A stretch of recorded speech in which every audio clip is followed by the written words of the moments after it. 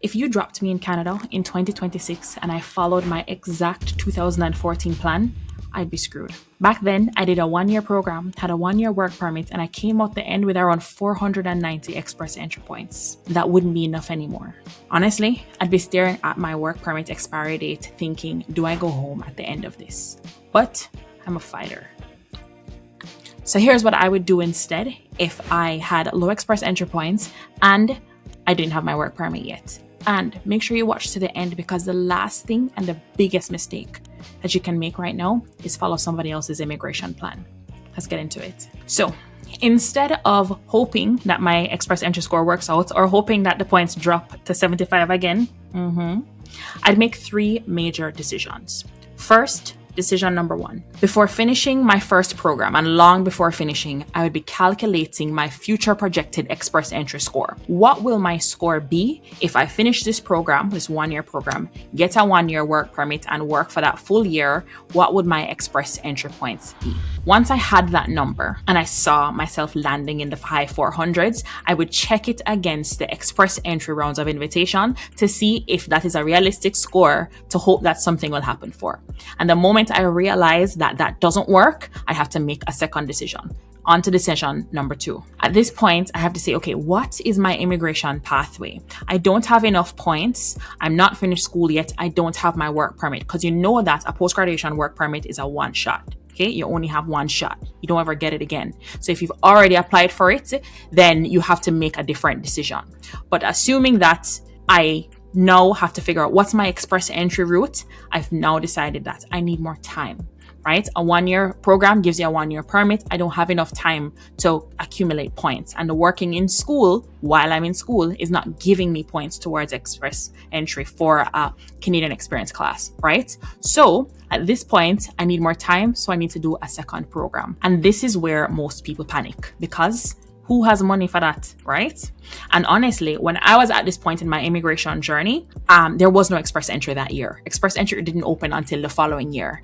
And coming close to the end of my program, a lot of my classmates were doing a second program because they had the secret. They had it figured out, right?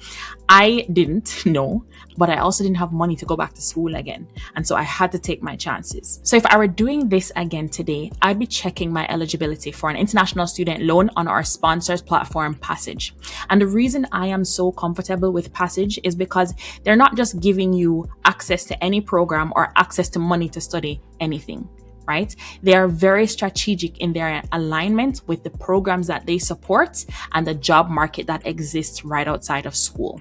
They're focused on outcomes and specifically helping international students choose programs in Canada that lead to employment after school. And so I would be very comfortable going onto Passage's page and seeing, okay, what program will align with what I already have that will work. So let's do that together. All right. So first things first, I would check my eligibility. So first, I am from Jamaica.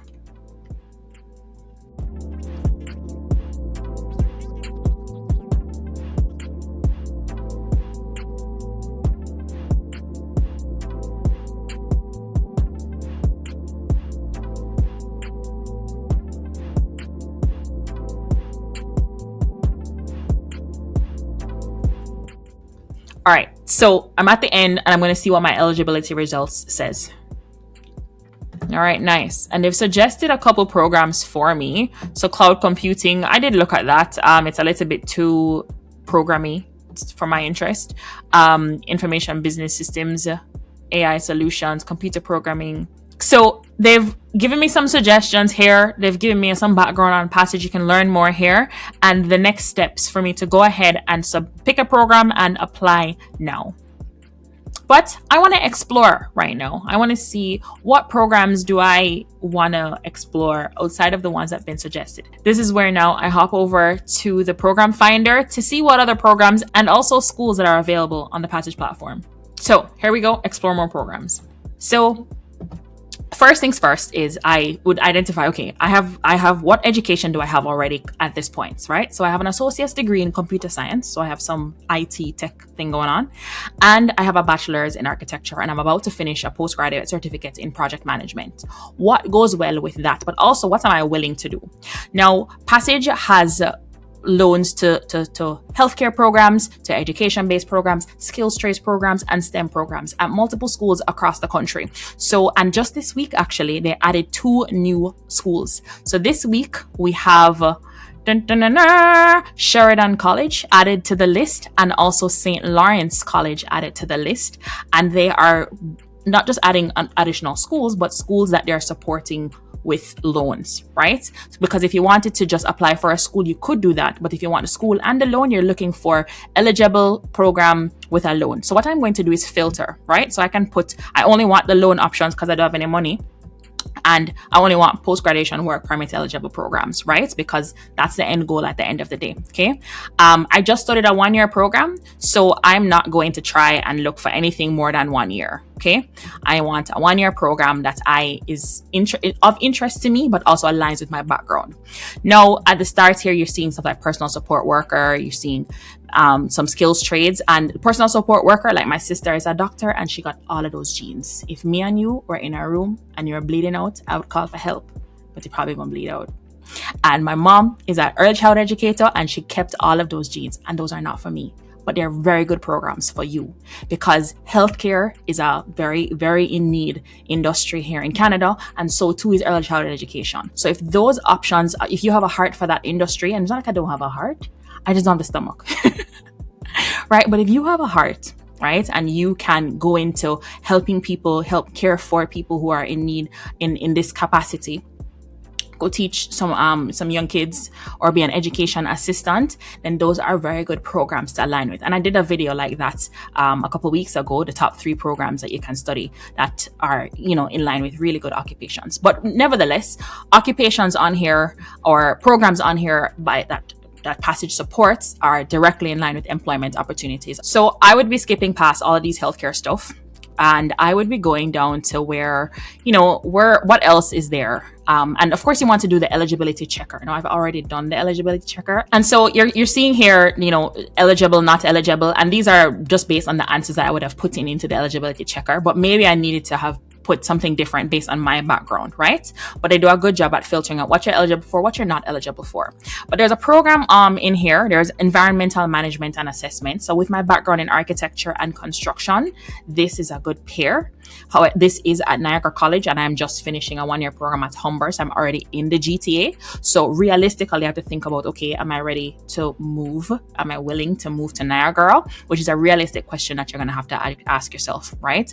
And think about employment afterwards. Are you going to stay in Niagara? Are you going to move to rural Ontario? So that's one program that I would consider. So let me just open that one up. And the next program I would consider is in STEM. And it would be cybersecurity. I know it's saying not eligible, and that's because I'm leading with my architectural degree here, but my associate's degree in computer science might be able to get me into this program. Okay, so I would be choosing these 2 programs based on my background, and I want you to just do that assessment honestly with yourself and be fair to the people who are at the end of you working for. Okay, so when I think about these programs, I'm thinking about, okay, what's my immigration pathway as well? Okay, like, is there any occupation that pairs well with this based on my already existing background that will lead me to an in-demand occupation or anything? I have to be asking those questions as well. And, check it out, like, see if, it's something that I can see myself doing. It does go well with my architectural degree. Cybersecurity goes well with my associates in computer science. And so I think that honestly, I would probably prefer cybersecurity. And the main reason is because, one, the demand for that, but also I think I prefer that tech side of things.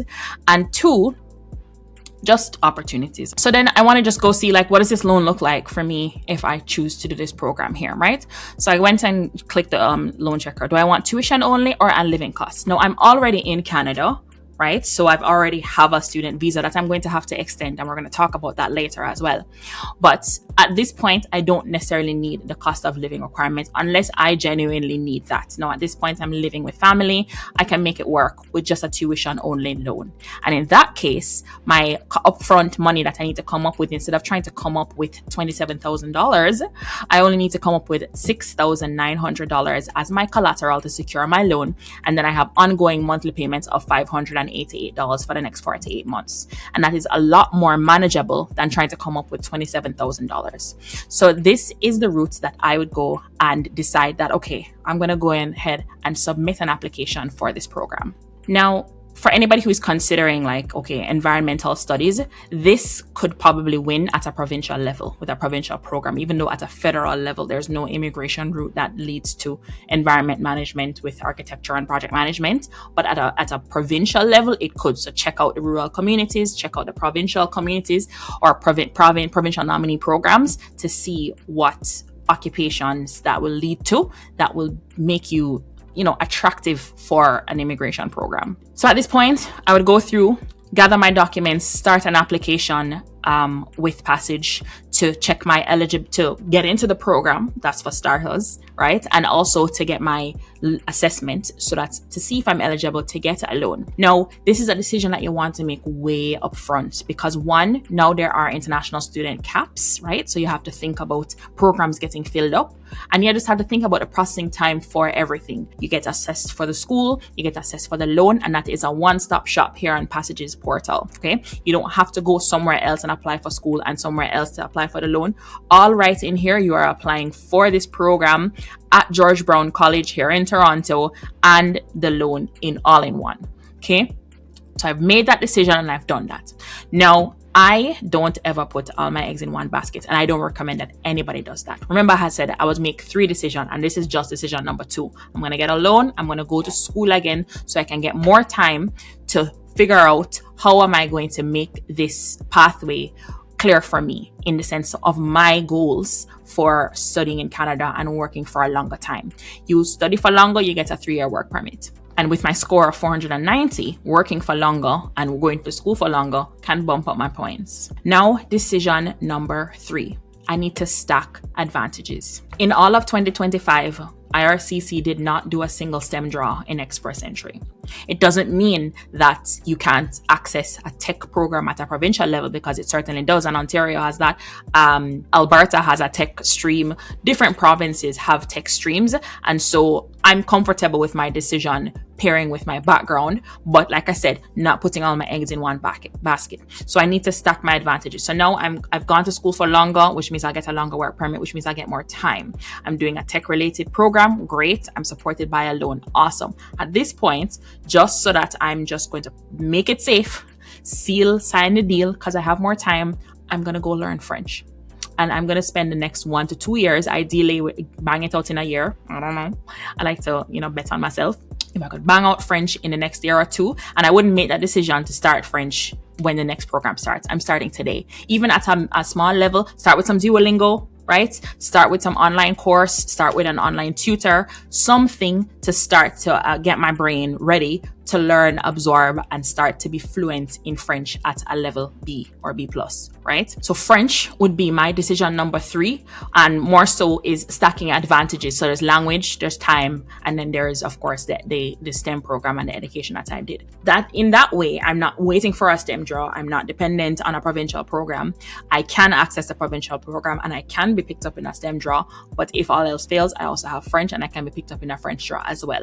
And so I am aligning myself with multiple options because you never know when something is going to change. And after I've made these 3 decisions and I know that, okay, I've gotten my loan from our sponsor today, Passage, and I'm going to go to school, I would recalculate what my Express Entry points would be in the future at the end of all these 3 decisions. I've gone to school for longer. I know some French now, and I've worked in Canada for more than 1 year. What would my future projected points be? And if there's a number I'm comfortable with, then I feel a lot more comfortable in my plan. I would also be checking out provincial programs to see if I move to a more rural area, will I have access to any other immigration program? So if I had to zoom out, these are the things that I would have to do. If I were starting over today, I would have to make a different decision. I wouldn't hope my points drop or the points drop. I wouldn't hope is not a strategy. I wouldn't copy somebody else's immigration pathway. I wouldn't jump into an occupation that I'm not suited for. I'd make some clear decisions first and then worry about the paperwork. I'd calculate my projected CRS score, not the current one. And remember, when you're doing that, remember what age are you at that point in the future? remember to just have the correct age when you're doing these calculations, right? Because the older you get, I mean, at that point, I was like in my 20s. So, but depending on where you are, calculate that. If it's a year from now, if it's 3 years from now, calculate that age. And stack advantages that work for you. If you go and study a healthcare program, maybe you don't need French. If you go and study early childhood education, maybe you don't need French, right? That was what worked for me because I chose STEM. I'm not going into healthcare. I'm not going into education. I chose STEM. And so I'm putting these things together. See what works for you. And of course, at any given point in time, in terms of assessing your eligibility for an immigration program, you want to get together with an immigration consultant to help you to navigate some of these steps. So all of these checks and points and decisions are to see is what I'm doing actually realistic? Is the pathway I'm on actually realistic?